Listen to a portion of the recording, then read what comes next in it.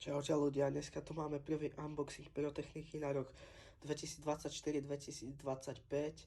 Je to kategória F4 a petardy, čo sa už nevyrábajú zo starej výroby.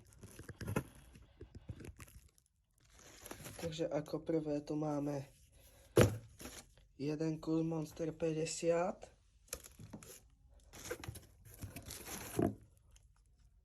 Dum Bum Blue Titanium, zápalnú šnúru, balenie Monster 8, balenie Exploder petiek, Dum Bum 2G stará výroba,